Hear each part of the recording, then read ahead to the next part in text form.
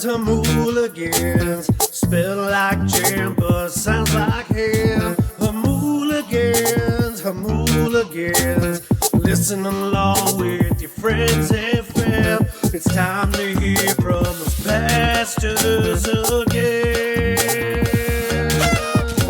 Welcome in to Jamuligans, the weekly roundtable discussion of the pastors of Jamul Community Church in San Diego, California. I'm Ryan Murphy, worship pastor, and I'm here today with Danny Long, generations and administrative pastor. Hey, everybody. And Gary Muster, senior pastor. Good to be here. And Vic Murphy, missions and outreach pastor. Hey, everybody. So guys, man, the gas prices, I don't know if you've actually been out of your house in the last couple days, but the gas prices just keep getting lower. And I've been thinking about storing some barrels of it just in my backyard. Do you guys think that's a good idea? Probably might not be the best in your backyard, but yeah. I paid $2.29 a gallon the other day at Costco. Wow, I don't think it's been that low since my senior year of high school. Yeah, if it goes any lower, it's going to be like the rest of the United States. Man. Right. At their peak. Yeah, it's probably like 60 cents a gallon in Nebraska right now. Yeah, Michigan was 99 cents a gallon. Oh my God. Nikki's uncle lives there. Crazy. But is anybody else's car getting about 3 weeks to the gallon? Mm-hmm. Yeah, that's been nice. Yeah. Well, speaking of senior year of high school, I did want to just mention, can you guys remember what haircut you had during your senior years of high school? So I actually had, I'll go first, just embarrass myself first. I actually had the Dumb and Dumber haircut. If you've ever seen or seen pictures of the movie, those guys with straight across bangs and like the little divot in it. And the movie came out like the next year. So I don't know, that movie may be loosely based on my younger days. So were you dumb or dumber? Indeed. Definitely. Now, Well, Danny, I was in a Zoom prayer time with your parents, and over their shoulders there was just a gem hanging on the wall. But that probably was my senior picture that I could tell when camp staff goes to visit my parents, because they all come and start making fun of me for my haircut. So, yeah. So I call that a mullet. What was it? Right? That was a mullet. Some people say a mullet. I wouldn't necessarily say it was a full-on mullet. It was slightly longer in the back, but my hair is curly. So it was kind of curly up on top, and the sides were about the same shortness. But the back there's a little bit there, a little fullness in the back. So that's mullet denial is what it sounds like. Most likely. I still say it wasn't a true mullet. Like, I think of, I got other images of mullets in my head and to those images, I don't live up to it. So I don't know.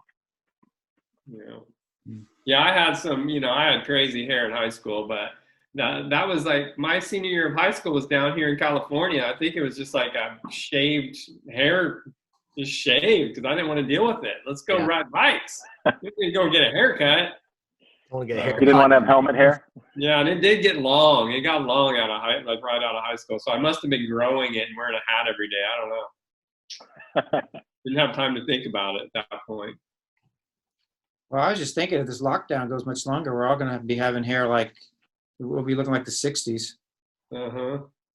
Yep. I've got a head start. Vic, your hair's going to be like up here. Well, I cut mine, so I do my own, so I don't have to worry about social distancing except for myself, so I'm good. Well, thank you all for joining us today. You can find this podcast and other great teaching from JCC on our church app, on iTunes, Google Play, or wherever you find your favorite podcast. Please subscribe and leave a review. It helps to get the word out to others about good Christian content for the whole family. As pastors, we want to live out Colossians 1:28 and 29, proclaiming Jesus, teaching everyone so that believers might be mature in Christ. We have a stupendous show for you today, so let's jump in with a segment we like to call Looking Over Your Shoulder.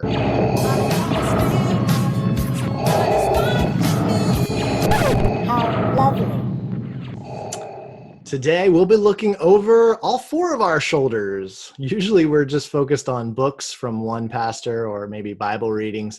But today, we wanted to give ideas of a slightly different variety: websites, online resources. So each pastor is going to give one or two websites, or maybe 10, that they think can feed your soul. So, Vic, let's let you start off today's looking over your shoulder.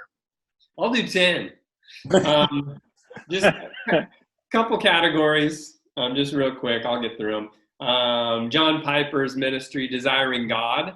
They have a ton of resources on there. And the look at the book stuff, actually, because of this, the COVID thing we're dealing with, he's going through Ephesians right now, but his Philippians study's on there. And now look at the book if you haven't seen it. It's really good stuff. But they have a ton of good resources on there.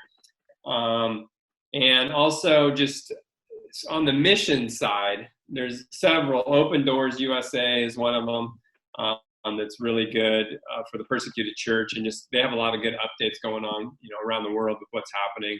And there's a lot happening. Operation World, obviously, operationworld.org is one that has a lot of stats and a lot of mission stuff going on, and Joshua Project too. And so they have some prayer stuff each day. And I actually looked at the North American Mission Board. It's NAM.net, and that's got some good stuff on it. And then, Sermon Index, as far as looking for teaching along with desiringgod.org, sermonindex.com there's tons of sermons from a lot of different guys on there. So if you're looking for something to do, Sermon Index is always good. And then if you haven't checked it out, you may want to check out End Abortion Now. I think it's endabortionnow.com, and they have a lot of cool resources on ways to get involved with ending abortion. That's my list. That's your list, huh? All right. I have so much. Actually, I really thought you'd nail at least one of mine, Vic, and you didn't. I was letting you I appreciate that. So, again, if you kind of go some categories, kind of on a news level, I really like discern.com, DISRN. And it's just, you can actually sign up. And I think we might have on here talked about it, the Discern Daily, a little news update where every morning you get a little, just kind of highlights of the news. And it's from a great perspective. And so I really like that. Just again, you can skim it. It's good. Another one for parents is homeward.com, and it's Dr. Jim Burns and his ministry, and they have a lot of good resources just from being a parent with little kids. Even they've recently started stuff just on parenting adult children, and it's a great website, and it's a good resource. On some funny stuff, Babylon Bee, it's some Christian satire. They have some great little news articles on their website. That's just going to always make you laugh, but you understand it's satire. Okay. So, and then another good one, just that's kind of a neat one with little testimonies on it, is I Am Second. And it's a good website, just video testimonies from athletes to actors and actresses.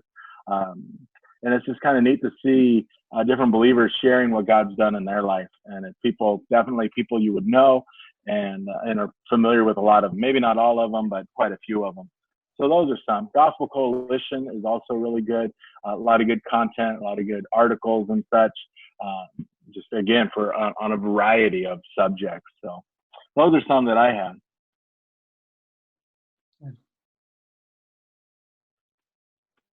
Okay, you waiting for me? Yeah, Gary, do you want to do yours next?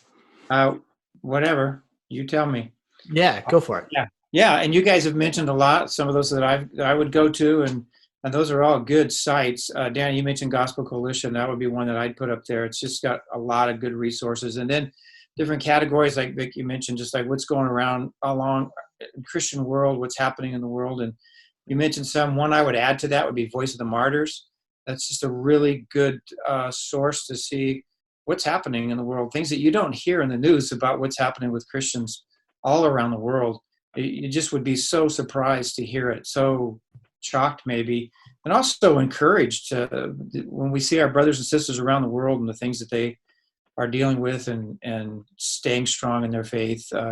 That's a good site. And then I'm kind of a news junkie, and there's a lot of Christian news that we don't hear about, but there are several just Christian news websites you can go to. One of them is the Christian Post, which is a really good resource if you want to know, kind of a Christian take on some things and things that are happening in politics, happening around the country, laws that are being passed that affect Christians, those sort of things that you'll get on the Christian Post that you will not see in the regular news networks. So those are a couple. Yeah, thanks. For families, I would recommend pluggedin.com as just something that helps you monitor some media. I know, especially with maybe being home more with your kids right now and watching more things, just they don't review everything, but it's really nice to kind of know what you're getting yourself into ahead of time with some choices. And obviously even stay away from, some choices depending on what you read there. Another one I really like is bible.org. And I definitely find that helps a lot with sermon and lesson preparation and things like that, Bible studies. But there's also articles there that they post that offer different things about, like they have a list of articles and stuff. So it's a little bit like Gospel Coalition in that way, but maybe a little less content overall. And then they have links to other things, but there's like some really in-depth, and it's not, I don't know, I don't feel like, sometimes you get these Bible study websites and they're just kind of dry, but I do feel like bible.org, it's a little more stimulating and, but at the same time, I've found really accurate and good, I feel like biblically strong articles and resources there. I would say you got to be careful too, because there's some websites out there that are posted as Christian websites that are some pretty far out stuff, pretty wacky stuff. So you got to pay attention and do a little bit of research on the stuff that you're looking at, the websites you're looking at, and you have to use some discernment. And the one website none of us mentioned that hopefully everyone's checking out on a regular basis, of course, is hamul.org. So make sure you're checking that one out. That's a good one. So. Yeah. And if you didn't have a pen and a paper while we went through that segment, it's not a problem. We have you covered on the app. I think starting today or tomorrow, we're going to have a new menu button item. For now, we're just going to call it COVID-19 resources, because that seems, pretty much all these websites we just talked about right now, they're talking about the pandemic. They're writing articles about that. So we will have some of those resources listed there, and then we'll keep updating that as we come across really quality articles by pastors that we respect, and or just other scholars, things like that, or just things that are on the news that we find. We're gonna keep pushing those out to you. So I'm glad you said that about hamul.org and the website. So COVID-19 resources is where you'll find that. So thanks, guys. Next segment is called Sticky Stumpers. Asking questions, very good way to find out about things. Sticky Stumpers presents challenging questions from church members that one pastor will provide a biblical response to. The topic may be sticky and it may stump us, but God welcomes our questions and provides guidance in all things through his inspired word, the Bible. Today's question comes from Becca from La Mesa. She asked, what should we do with the music or books or media of a Christian leader who then walks away from the faith? Someone like Rob Bell, Joshua Harris, Gungor, a musician, or Rhett and Link, the entertainers. So really great question from Becca. And so Gary, you can start us off, and then others will kind of jump in or just kind of go from there. Good. Well, first of all, thanks, Becca. That's a really, really good question. It's something we should think about. And I know my younger years, back in the 70s, there were a lot of musicians that had a moment when they came to Christ, and they would write Christian songs, and then they would walk away from the Lord. That'd be it, one or two songs. Or in the case of like Bob Dylan, believe it or not, I produced, I think, 3 Christian albums. So then he walks away, and that's that, as far as we know. So those things have been going on for a long time. What do we do with that music? I know some of the music that was produced that I've heard by these people have really touched me and are powerful. Their message is powerful. So the message doesn't change. They were right in what they said then, and now they've walked away from it. So the danger, and I think some of the others are going to address this, but the danger there is is the influence if we begin to fall in love with a particular artist or writer, and then we read some of their new stuff if they've walked away from the Lord. There's that danger there, and certainly you don't want to support that. So that's a tough one, and I'm going to let some of these guys chime in on that. But it is something we need to consider and recognize, and we should always be aware of what our influences are and who the people that we are allowing to be into our life, that we are allowing to come in and speak to our life. We need to be aware of that and pay attention to who is influencing us. Yeah. Actually, Ryan, out of that list you named, quite a few of those were ones that I've enjoyed over the years, but as they've walked away from their faith and kind of even denounced their faith, it's one of those, I've kind of personally, I don't use their resources anymore or even listen to their music and stuff. But some of it's so hard because some of their stuff early on was so good, kind of like what Gary's saying, but just like you said, I don't want to do anything that would continue to promote that. And I want to make sure that people know, that you can't just because someone was solid at one point doesn't mean all their stuff from that point forward is going to be good. And we still need to be wise in what we put into our brain, what we're filling our mind with, because, there's plenty of good entertainment, good authors and such out there that we don't need to be bothered.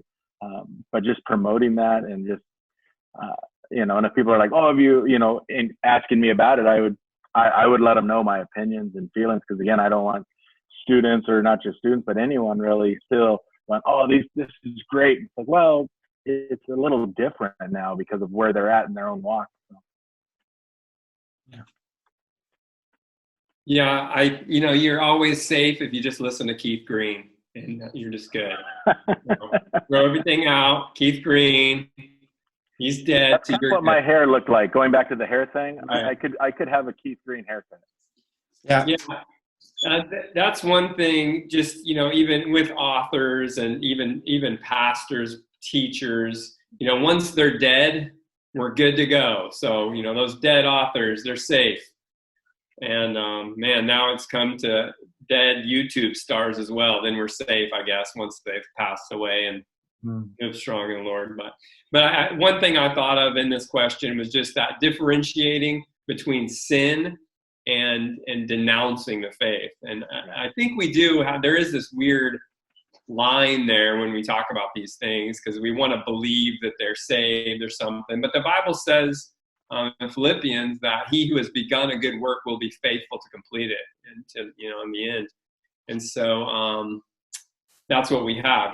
God is not going to not complete the work that he has begun in someone's life, according to the scriptures. Even Romans 8 talks about that. If he calls them, he justifies them. So the difference between just being deceived, I think Gary talked about it a few weeks ago in his sermon on, the parable of the soils, and just, it was rocky ground. That rocky ground may have lasted for years, and they received this Christian lifestyle with joy, but then they denounce their faith altogether. So that's one thing. And the scripture, what to do when a brother sins against you. It says if the brother sins against you, you go and tell him his fault, and then you bring a couple witnesses, and then you bring him before the church.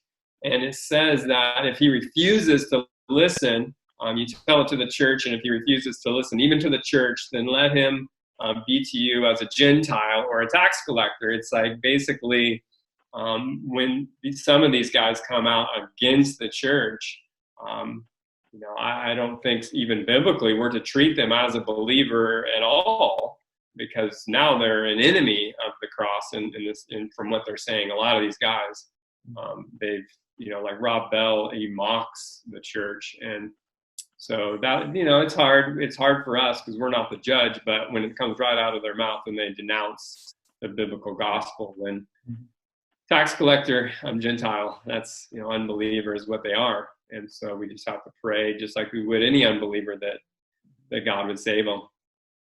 Yeah. Right.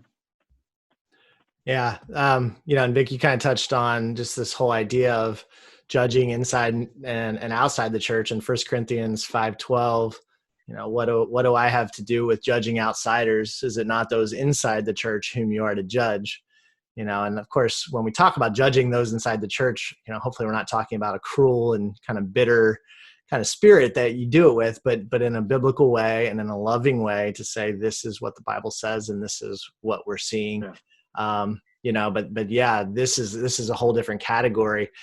When I think of this question, there's one singer from the 90s who I felt like was one of the most creative, artistic songwriters. And I think she did maybe 3 or 4 albums and then kind of got quiet for a while. And I didn't know what happened or where she went. And then she came out as homosexual. And in that case, she still says she was part of the church, but she was living with a homosexual spouse, partner. And and so it's like now that's someone's calling themselves inside the church. And so in that case, the judgment, is prescribed there at 1 Corinthians 5 of how we're to treat them. So yeah, there's just all these kinds of different categories, right? Along the way. And and I think just one other thing that I'd want to add is, what Pastor Gary said at the beginning is just in everything that we take in, everything that we read, even, as people hear our weekly bread episodes or our sermons on Sunday, I hope that as Christians, we want to be discerning about everything that we are taking in and just running it through that filter. And there's a lot of areas that we can disagree on, but the core and essential, those are, those we have to be of utmost importance to preserve within the church. Right. Very true. Well, listeners, we invite you to encourage you to explore the Bible on your own and to do more research yourself. God cares about you, and he cares about your questions. So that's going to do it for Jamuligans this week. Don't forget to check out our other weekly episode, Weekly Bread. It's about a 15-minute devotional message. And remember the Jamuligans slogan: whatever is true, noble, right, pure, lovely, or admirable, if it's excellent or praiseworthy, think on such things. Philippians 4:8. Now, as was promised last week, we are going to draw for our 5 entries in the Guess the Voice contest that we have at the end of each roundtable episode. And so I have with me here, I got it from the office, guys. I stopped by the office with my mask and gloves on, and I got the goblet of good, the cup of clemency, the mug of magnanimity. All right, it's here with us today. So this has all the entries in it. And usually I like to have another Jamuligan draw just for transparency purposes, but alas, social distancing means you'll just have to trust me. And so it was a tough one. This was a tough one. It was not easy. So they earned their bacon sandwich here. All right. And the winner is Marcy Barton. All right. You did it! Congratulations! Sweet. If you think you know the voice of the new person who's going Who was to take the old person? Who was last month's voice? I don't even know. Who was it? It was Crystal Hagen. Crystal Hagen. Great. So Nice. congratulations, the 5 of you who got that right, and thank you, Crystal. So we have a new person for this month who's going to take us out. To email jamuligans@jamul.org to be entered into next month's contest. Until next time.